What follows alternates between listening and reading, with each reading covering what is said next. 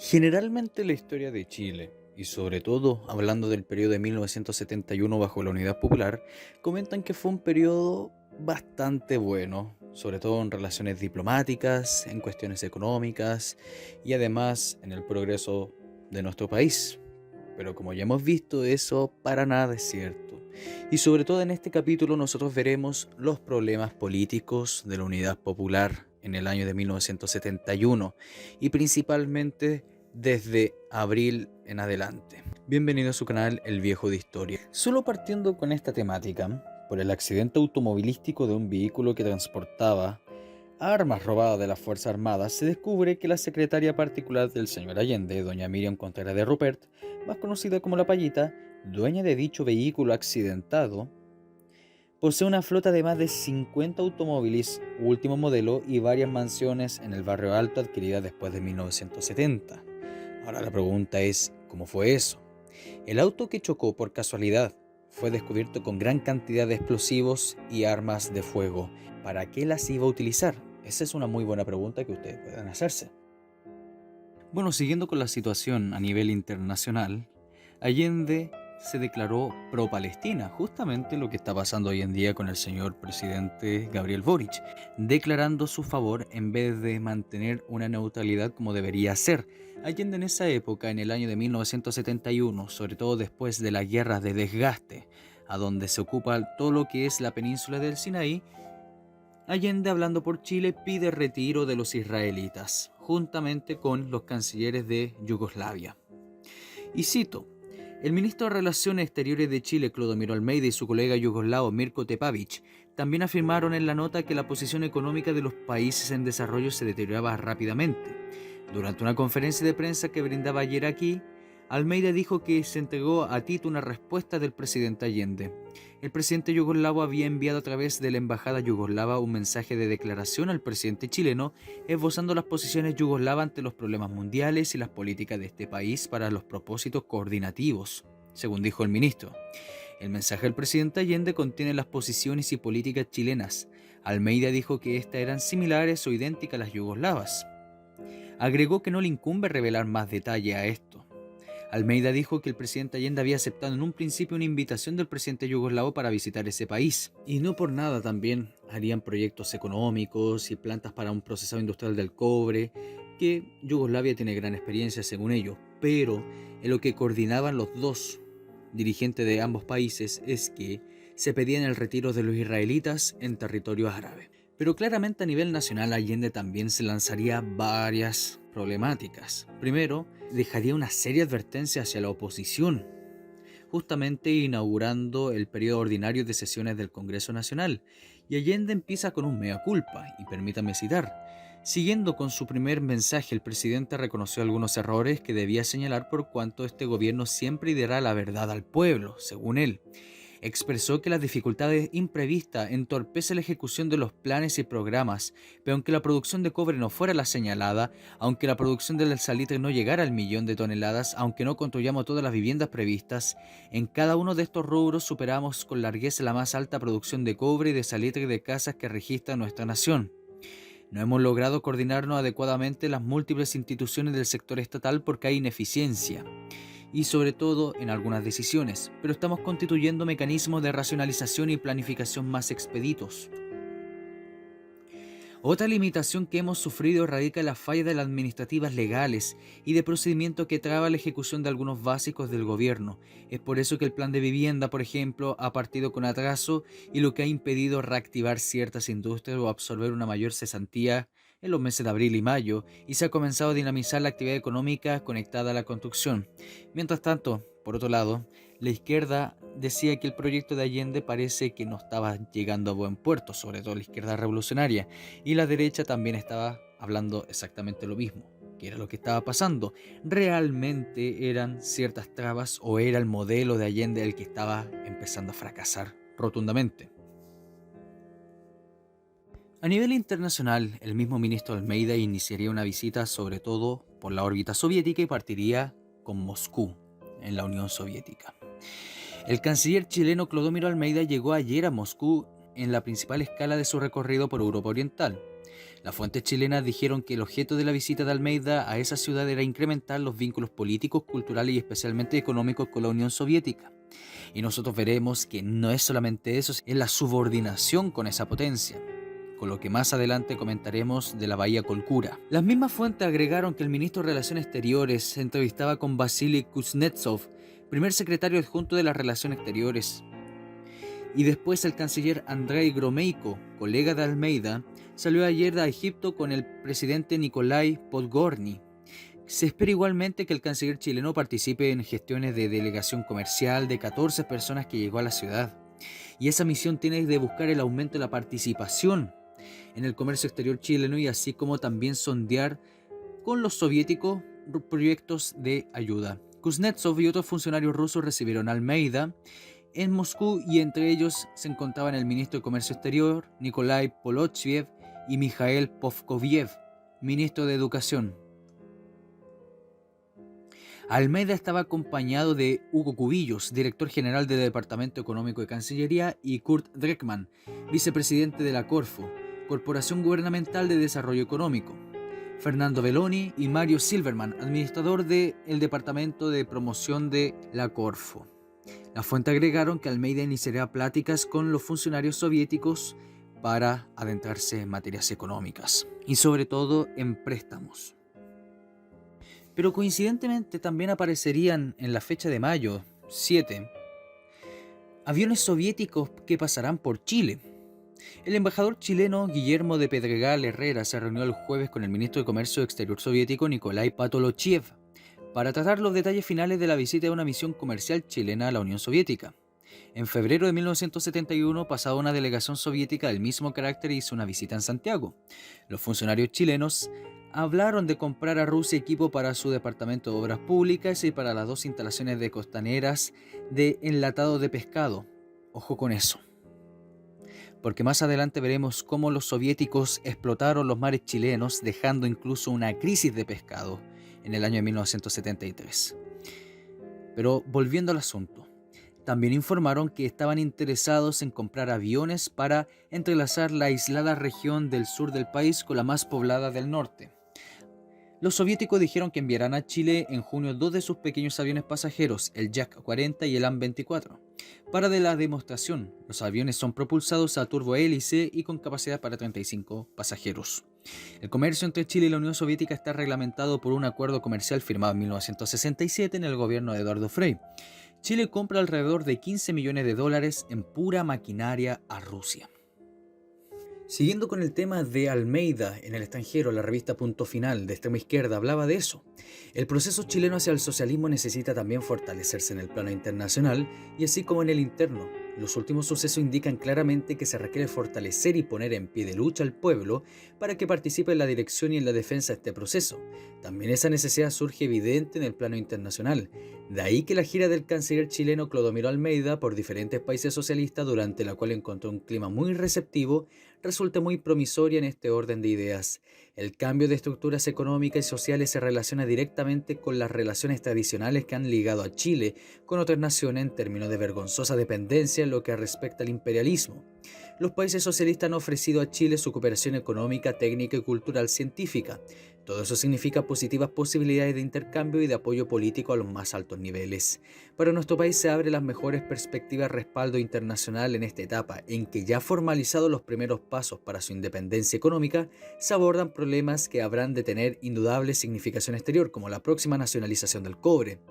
Este solo enunciado que muestra el comienzo del enfrentamiento real con el imperialismo norteamericano, que ya ha comenzado por la vía de la intervención de la CIA en nuestra política interna, permite evaluar la importancia que tendrá en el futuro el éxito alcanzado de la gira del canciller chileno.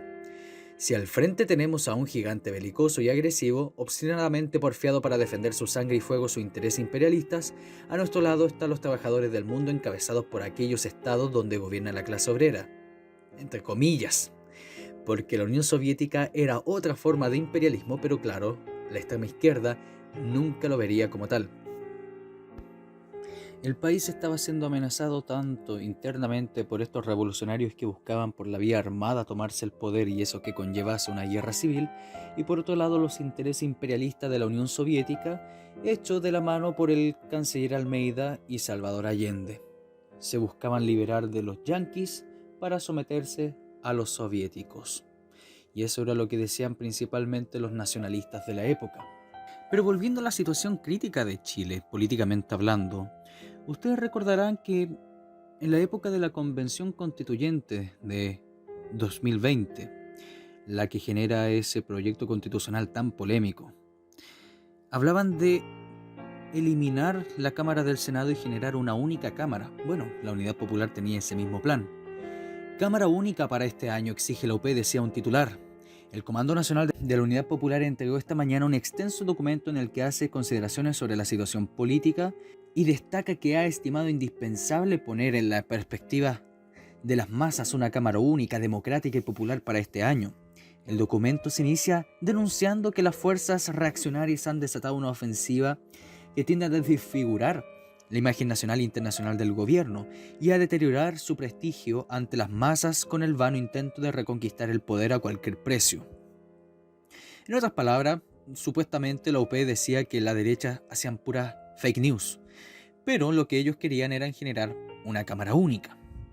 El segundo capítulo en el que se refiere al programa es a la cámara única, destacando que esta idea se debe llevar a cabo este año, 1971, y agrega que los partidos han acordado dar la máxima celeridad a la delimitación concreta de la propiedad social en cada una de las ramas de la economía, así como impulsar política económica conducente al fortalecimiento de la pequeña y mediana empresa.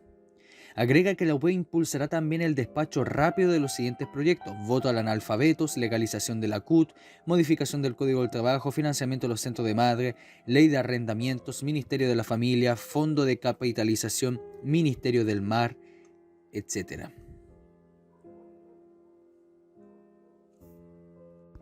Y era tan crítica la situación que al finalizar el tercer pleno del Movimiento de Acción Popular Unitaria, o sea del MAPU, su secretario general, Rodrigo Ambrosio, anunciaba, y cito: "La próxima batalla debe darse en torno a la eliminación del Parlamento bicameral y su sustitución por una Cámara única".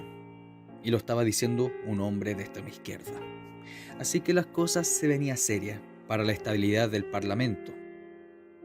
Mientras tanto, en Concepción, sobre todo en la misma universidad, veremos una situación de alta gravedad.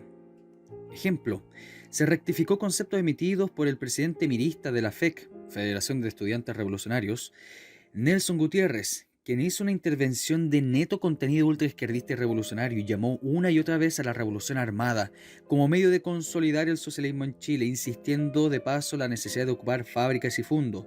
Hubo una cerrada cibaltina. Allende interrumpió su discurso para decir: "No sirven porque va a salvar a Lenin, no a mí", y luego citó a Lenin: "El extremismo revolucionario es traición al socialismo".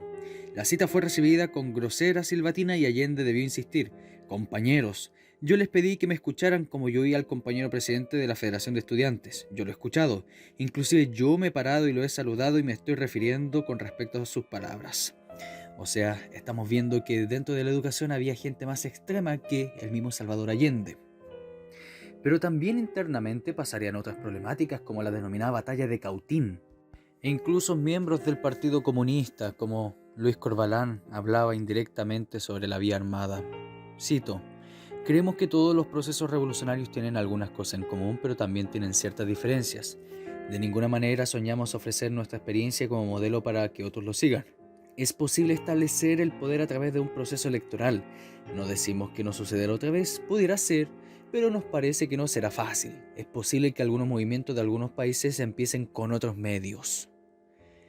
No explicó cuáles métodos se refiere, pero al parecer quiere decir derrocamiento violento para cambiar de gobierno. ¿Por qué utilizar un eufemismo de otros medios? ¿Cuáles son esos otros medios para Luis Corvalán? Bueno, esas eran las preguntas que se hacían los políticos democráticos de la época. Poco después de la muerte de Rolando Matus, aparecería el señor Manuel Valdés, que era un personaje importante de la provincia y de la Federación de Empleadores Agrícolas en la zona de Cautín.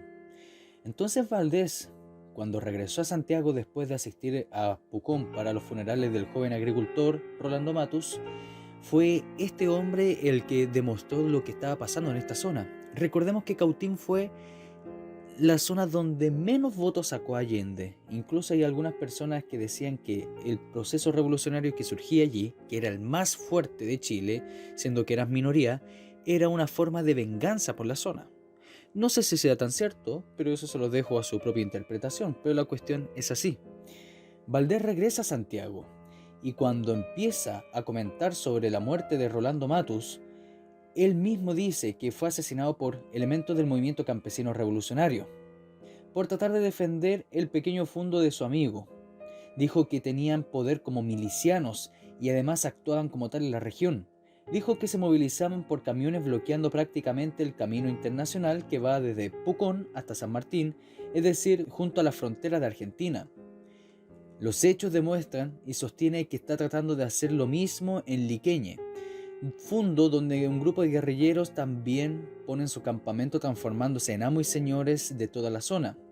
Ante ese peligro reviste la situación precisamente por ser una región fronteriza. Valdés fue a pedirle al ministro José Toá que se agilizara el programa de colonización y fomento anunciando por el gobierno para esas provincias del sur. A su juicio, es la misma manera para evitar problemas hasta que podrían derivar un conflicto con la Argentina, desde la acción que desarrollan esos elementos. Y consideremos que ya en 1971 se empezó los laudos vinculados con los problemas fronterizos con el país vecino, en lo que respecta a las islas del sur austral chileno, bajo el gobierno de Lanusse. Siguiendo la situación, el plan de fomento y desarrollo está a cargo del Ministerio de Defensa y de la Cancillería y incluye construcción de hospitales, escuelas, camiones y obras públicas. Pero por otro lado, se pone de marcha a la brevedad posible, poco o nada tendrán que hacer allí grupos armados como el MIR o el MCR, que explotan al abandono que se encuentran esos pueblos, y el Ministerio de Defensa colaboraría a través del Ejército y el Ministerio de Agricultura, y está descartado del programa factores que, según Manuel Valdés, influyen para darle tranquilidad y seguridad a gente en el que el asunto marcharía bien. Pero tristemente todas esas cosas se demoraron mucho o prácticamente no pasaron, y el MCR tuvo impunidad absoluta por parte de ellos con su poder y del gobierno, porque no hacían prácticamente nada. Muy similar a lo que pasa hoy día con la CAM. Y fue tan así de que esto no funcionaría que pocos días después del 17 de mayo de 1971 habría una batalla campal en Cautín donde dejarían 4 heridos. Era así la situación. Pero Cautín no sería el único lugar donde pasaría eso. También en Rapel, guerrilleros atacarían a carabineros directamente y sin ninguna piedad. Y por otro lado, un araucano moriría en una toma. Este mapuche murió por resultados de diversa gravedad al enfrentarse junto con otros 50 indígenas el intento de toma a 23 kilómetros en lo que es Lautaro, en la provincia de Cautín. Según la policía, los hechos que se registró a las 6 de la mañana del día del 28 de mayo de 1971, donde intentan entrar al fundo de Javier Maldonado Zúñiga y otras personas con armas de fuego. Esa era la situación de todos los días acá en Chile. Siguiendo la situación, un comando guerrillero integrado por 8 militantes del Partido Socialista que realizaban operaciones de adoctrinamiento revolucionario entre los campesinos frente al lago Yanquihue fue detenido luego de un espectacular enfrentamiento con carabineros del retén Las Cascadas, sin que los violentistas tuvieran tiempo de usar las armas que llevaban consigo. Por su parte, los extremistas que mantuvieron en su poder durante 42 días el fundo Rupanco entre lagos abandonaron silenciosamente el predio con rumbo desconocido. No obstante, previamente habían comunicado telefónicamente al intendente de la provincia con su intención de abandonar el lugar para no causarle problemas al gobierno. Pero aquí surge otra ironía según el mismo Allende, porque públicamente se denunciaba ya en el año de 1971 la falta de arroz. Y es posible que el curso de los próximos días, decía el diario La Estrella, pasaría una grave escasez de arroz según se sorprende las declaraciones formuladas a La Estrella por el gerente de la Central Provincial de las Cajas de Comercio Detallista de Valparaíso, Francisco Nicolini. El personal lo señaló que la falta de abastecimiento se encuentra con el conocimiento de la Dirinco y además solicitó de ellos antecedentes para los proveedores, Y de esas gestiones sigue exactamente igual. Los comerciantes no han recibido el producto pese de que no hay arroz en los molinos en su envase. Agregó Nicolini que comenzó a faltar ya desde abril, cuando las empresas que producían este producto y los envíos se hacían cada vez más escasos. La central de compras del comercio detallista, con 2.500 socios, es uno de los poderes comprador más importantes del país, y en esta condición sus antecedentes sobre el movimiento de mercadería resultan ilustrativos. Nicolini destacó al mismo tiempo la preocupación que observaba en el Ministerio de Economía en torno a los problemas del comercio. Señaló que la avenida Valparaíso de 2 funcionarios de esa cartera significó un notorio incremento en las entregas de los productos que estaban faltando. Al decir que el comercio agradece y reconoce lo que da este gesto, agregó que en ningún momento puede afirmarse que la situación está superada por cuanto hay deficiencias de abastecimiento de varios productos. Fuera del arroz, cuyo problema ya está en conocimiento público y de las autoridades pertinentes, sigue la baja de abastecimiento en productos como Nescafé, el papel, los fideos y las conservas, especialmente en rubros como mariscos, arvejitas, en que las entregas en ningún caso alcanzan a responder la demanda. Insisto, lo estaba diciendo Francisco Nicolini, el presidente de compras del comercio detallista de Valparaíso, alguien que sabe de su rubro. Pero asimismo, después la Unidad Popular lanza un titular que dice: los alimentos no serán racionados. Dice así: quienes han estado pregonando que los alimentos serán racionados se van a pisar el palito y la huasca, porque ello no ocurrirá. Bueno, lo irónico es que sí ocurre. Simplemente esto era una cortina de humo. Tal fue la respuesta dada por el ingeniero agrónomo David Beitelman, vicepresidente de la CORA, a los periodistas que preguntaron sobre la posibilidad de que se implantara un racionamiento de alimentos por los problemas de rendimiento de la producción agraria. Beitelman agregó: no hay razón para tener clase, más aún si se considera una racionalización y de esta de que el año agrícola, y dadas las condiciones climáticas que han imperado, se presenta extraordinariamente positivo. Enseguida, en torno al festivo, dijo: Dios es la unidad popular, puesto que todo ha andado en gran suerte. Tal es el caso de la última lluvia. Ella llegó justo cuando se habían terminado los trabajos en los viñedos y además cuando era tiempo de preparar los suelos para las próximas siembras. Estos trabajos están haciendo ya. Y finalmente Beitelman formuló un llamado a los campesinos a los fondos expropiados y tomados para que no se queden con los brazos cruzados mientras llegan los grupos técnicos estatales a prestarles asistencia.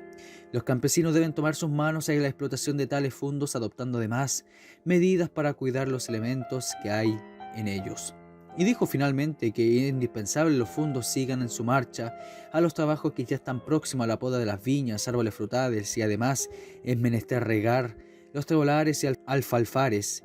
Es indispensable que los trabajadores de esos campos organicen comités antes que lleguen los técnicos, para que ellos tienen la responsabilidad de cumplir con las metas del plan de producción.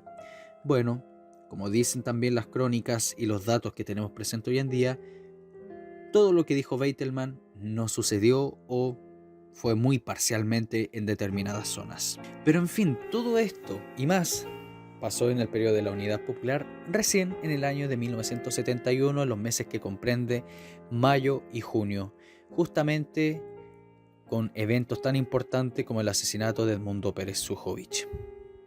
Espero que le haya gustado y este es su canal El Viejo de Historia.